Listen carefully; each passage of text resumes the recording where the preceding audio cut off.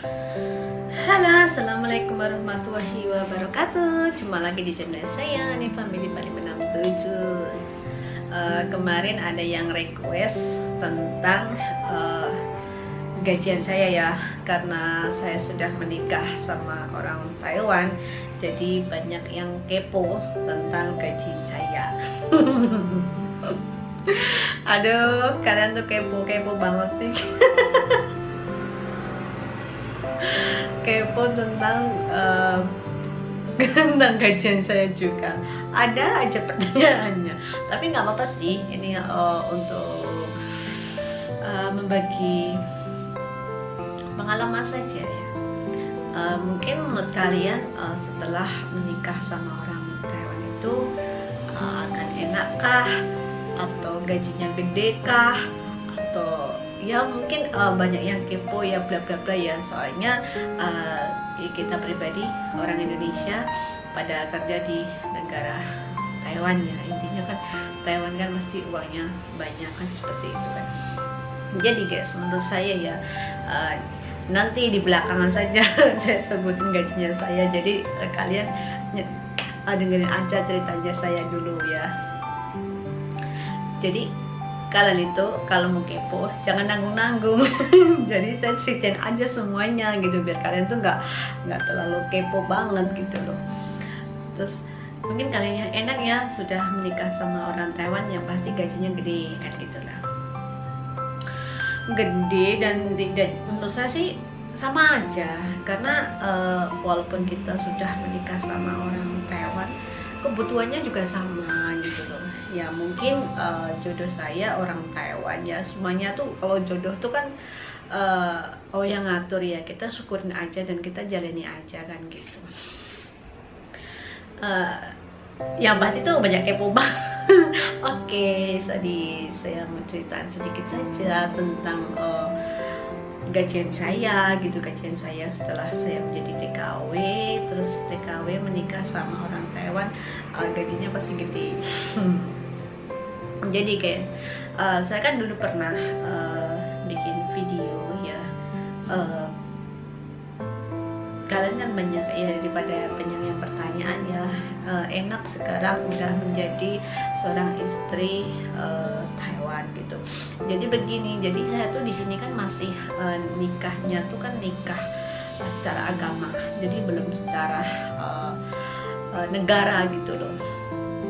Jadi kalau di mata Allah memang sudah sah menjadi suami istri, tapi kalau tentang negara, jadi itu tuh belum bisa diakui gitu loh.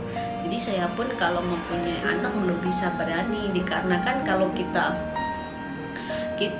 di Taiwan itu kalau kita menikah belum resmi antar negara sama Indonesia dan Taiwan, kalaupun kita menikah punya anak itu boleh, tapi kalau kita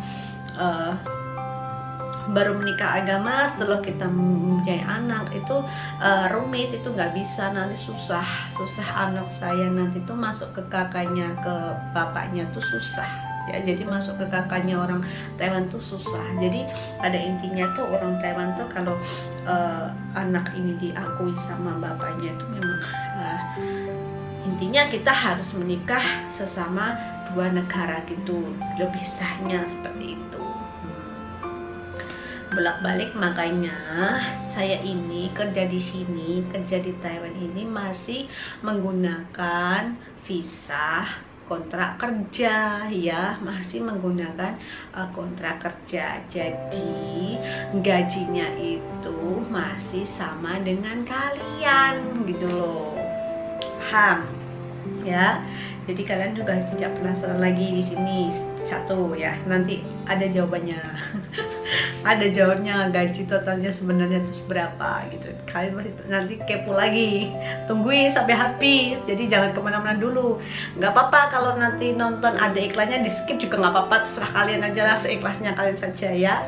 Nah, terus karena kan tadi saya ngomong kalau saya tuh dikerja di sini tuh masih pakai visa kontrak kerja ya. Kalau kita kerja ya pasti tetap kerja, walaupun kita menikah dengan orang Taiwan Sultan lah atau apalah ya, intinya kita masih pakai kontrak kerja gitu loh, masih sama kalian, masih sama. Jadi saya tuh masih TKW sama TKW sama ya. Jadi kalau visanya masih kontrak kerja sama dengan TKW sama semuanya, saya tuh masih sama semuanya. Cuma karena masa pandemi ini belum berakhir, masih semakin parah, jadi saya belum bisa pulang dulu. Kita ngumpulin uang dulu lah gitu kan ya, apalagi Indonesia masih membutuhkan uang sangat banyak, dan apalagi saya prosesnya nanti pernikahan juga butuhin uang banyak juga gitu ya. Jadi survei membuktikan kalau saya tuh hasilnya atau gajiannya tuh sama kalian, masih sama gajinya tuh, masih hitungan TKW masih sama, tetapi karena saya tidak pakai agensi, jadi gaji saya kan ya naik kan, karena tidak pakai agensi ya, jadi termasuknya gaji saya ya nggak kepotong sama agensi kan gitu. Nah habis itu karena di sini saya sudah lama juga, waktu dulu juga belum pernah naik gaji karena di sini dulu ada 2 orang, jadi kita kan nggak enak ya kalau menaikin gaji. Tahu diri lah, kalau saya tuh tahu diri aja gitu aja lah. Karena sekarang neneknya sudah meninggal dan sekarang hanya akong, terus semuanya kerjaan saya yang menghandle, dan selama 5 tahun itu saya belum pernah naik gaji.